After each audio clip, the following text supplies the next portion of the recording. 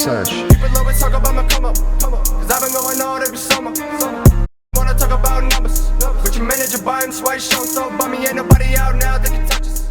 What's up, y'all? It's Screw the Rules here, and I got my boy Nick Chai, bro. Literally one of the best Lords of Lords players, bro, in Chicago. And he went to Perfect Circle Games Set Champs, came in at first place with what deck, Nick? I played Emerald Steel. You know, everyone hates Diablo. Sorry, I had to bring the hate.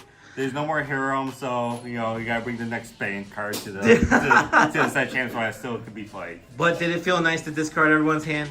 It felt fine. I think this was a rough meta, mainly because you don't have red-blue as strong as it used to be.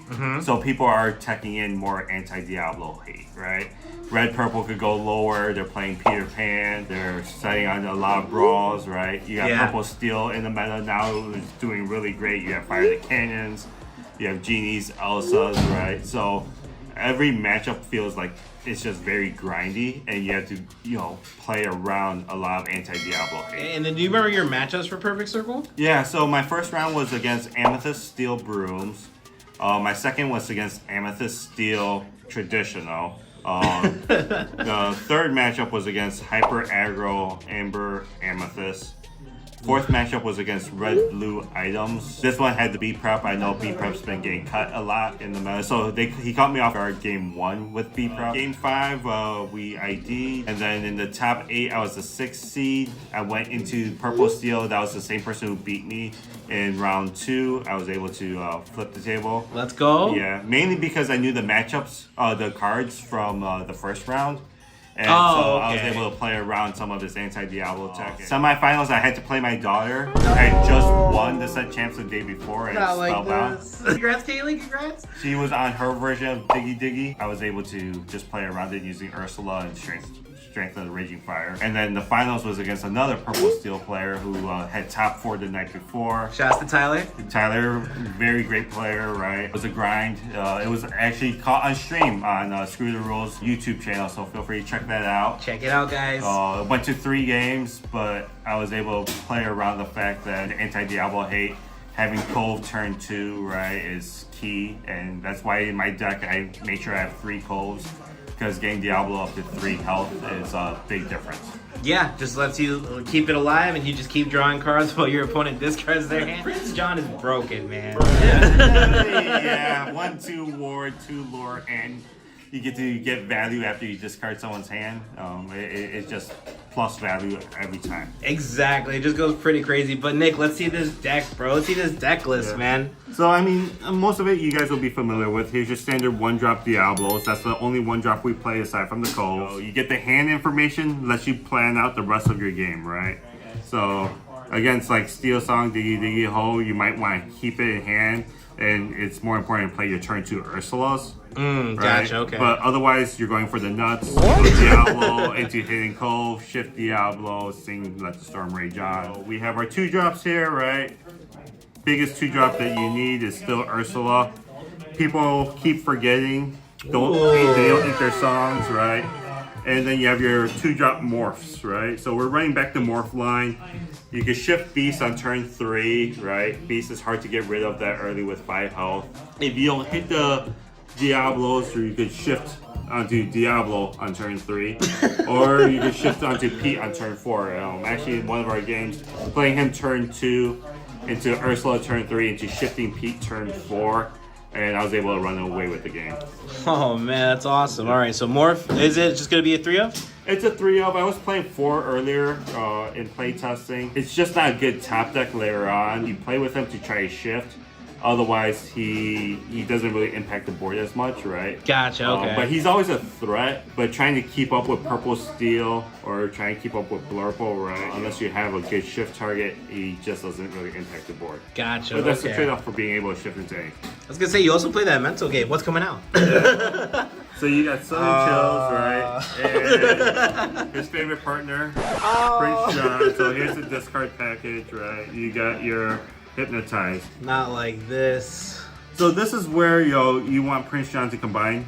This is the entire discard package. Aside from Bruno, I was running Lucifer early on, but I found he kept breaking my hand, so I had to cut him. I really liked him, but a lot of decks are playing more actions now, and so Lucifer, was only snagging one card in a lot of the play testing I was doing. Gotcha. So okay. I went with the 4 hypnotizers instead. Normally I would play 3 and then like 2 Lucifers. I just felt that this was more consistent because I could ink the hypnotizers and get up to 5 ink.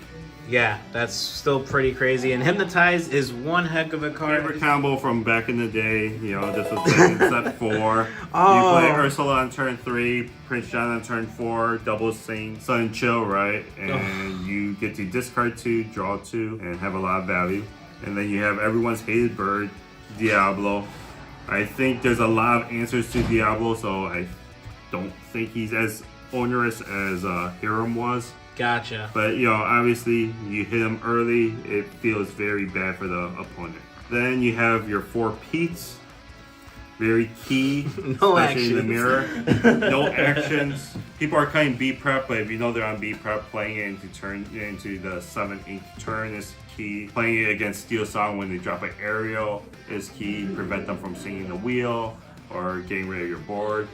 And then you can use Pete to sing a lot of your 3-cost songs, such as your Let the Storm Rage On, and such as your Strength of the Raging Fire. And how did you feel about Ursula coming back? I know you were talking about it a little bit earlier, but I've just seen it just blow up. Ursula, and this is where hand information comes in key, right? Gotcha. So she's your definite counter to aggro, right? If you know you're in an aggro matchup, you want to keep the Ursula on mulligan, and potentially into muses, right? But she's going to get the value and get you board advantage. Discarding if you're not playing against red, blue, Coil, Sisu, right?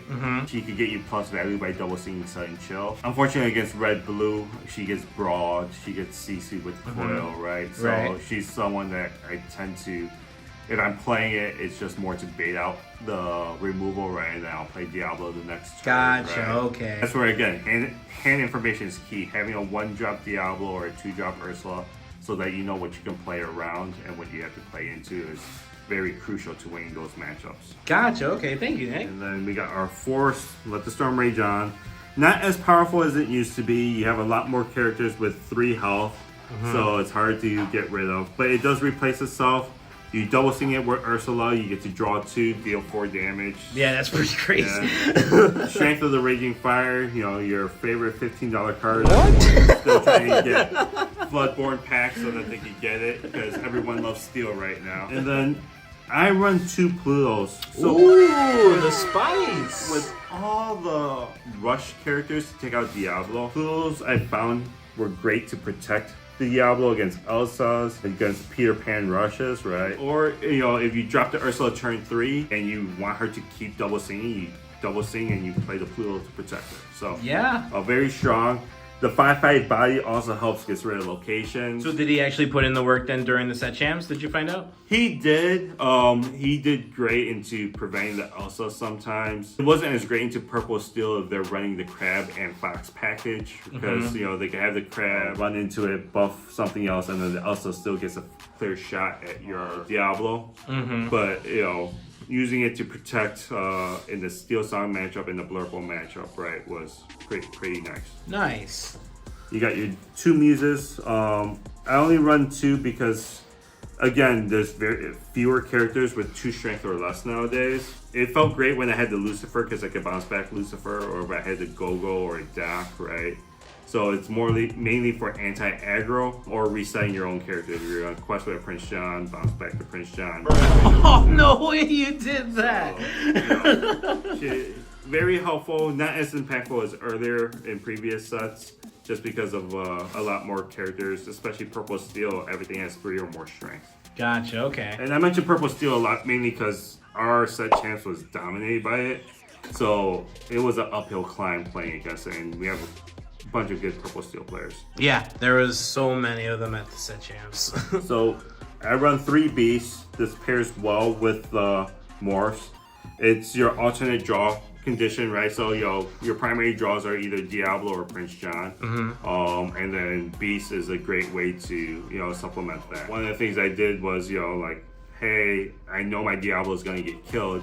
but they're gonna have to sacrifice a turn. One of the things I love doing against red-blue, if I play the Diablo, ideally on their Ink 4 turn, they normally have to brawl it or Sisu it, and that prevents them from playing Talo or How Far Go and ramping up. Right, yeah. And they have a loose ink that they're not taking full advantage of, right? If you're going into the 3 ink turn, they get, you know, exact value for it, right? It feels bad. So normally I would delay, play it, and then play a Pete the exact same turn with it, right? Ah, gotcha, so, okay. You know, that limits some of their options. But if they have Coil into Sisu, that unfortunately gets around that. So again, hand information is very key to playing those matchups. Gotcha, okay. And then we have 4 Brunos. These are great. You know, you could be sung by Beast, sung by Pete, right? Combo as well with Prince John. You know, draw more cards. I know Brian knows about me using this when he plays this half shark. Dude, you're diabolical. Yeah. So, you know, it's a way to get rid of that powerful 7/5 character, right? And you also have to be careful. If you see a Vitalis here on the board, right, they're going to a 6 ink turn, or I think you have to pay 1 for the Vitalis. Right, yeah, so 7 ink turn. You have to be careful about them rushing into your Diablo. But ideally, you're breaking their hand anyway, and so, you know, they have to be in top deck. Yeah, literally I'm on top deck. That's where you want me to be. And then you have your new addition, you know, Pete, the dual color. He is great. 5/5 with resist 1 when he's exerted is difficult for most decks to handle. Steel Song has been teching back in World's Greatest Criminal Mind, so you know that could snap him pretty well. Playing him against like Diggy Hole, aggro decks, even Purple Steel, forces them to use more resources than they like. They can crab into a Calhoun, you know, clear him cleanly, so you do have to be mindful of that. Gotcha. But okay. you know, he's great for taking out a lot of locations. In Steel Song, if they don't have World's Greatest Criminal Mind, they can't exert to sing songs while he's exerted. Yeah. And he quests for 2. He needs to be coiled twice before they can Sisu him, and it just gives you a lot more options. Absolutely. And is that it for the deck list? That is cards that I was teching and sideboarding. I find them, I flattened them. Gave me some great results during Wisconsin before Harem was banned. I used it to great success against like your blue steel or your red blue. Yep. Red blue items are coming back mainly because Brian's playing it here all the time. So Shouts the ball team. Yeah, I do think about tucking it back in just for that specific matchup, or hope I dodge him. Which worked great yesterday for the side. You dodged them. I beat one of them to get in. So That's fair. I feel like this deck still gets to compete up there. You just have to be mindful of the anti-Diablo hate, how to play around it, right? Whether it's using Coles, whether it's using Pluto, and using that hand information to your advantage. All right, Nick. Again, congratulations on getting first place at the Perfect Circle Games Set Champs. Oh man, do you have any shout-outs before we go, Nick? Yeah, definitely shout out to my family, my wife and my son for supporting my daughter and myself playing in these set champs, right? You know, they're very supportive, allowing us to be able to, you know, go to multiple tournaments. Absolutely, dude. Shouts to Kaylee. She's winning, dude. Yeah. She's winning everything. I had to win so that she can lord over the fact that she was the only one with a match so far. I know we're in the first weekend, but she won the very first one. And so, you know, I had to make sure to at least even up with her. Yeah. Shout out to Thayer, right, and Perfect Circle. Perfect Circle Games. This is our locals. You know, he hosts great events and every Monday, great tournaments, 7 p.m. Always fun. Definitely Lords of Lore. That's the team I'm part of, right? You know, Yes. Ivan and Lords Ray of Lore. together. It's a great Chicago team. We challenge each other to get better, right? And we're trying to continue to have good success and showcase our talents. Yeah, dude, we're gonna put our name out there. Yeah, we're trying to. And so, you know, definitely thanks to Ravensburger for putting together a great TCG. Looking forward to, you know, announcements of DLCs. That'd be nice. Again, congratulations, Dave, for getting first place at Perfect Circle Games. I'm gonna keep seeing you just become successful. Good to see your whole family, Keely, just keep winning it. All right, Nick, we're gonna see you in the next one. Just keep winning, broski. All right. Peace. Have a good one. Come up, cause I've been going all every summer. Wanna talk about numbers, but your manager buying swipe show so bummy, ain't nobody out now that can touch us.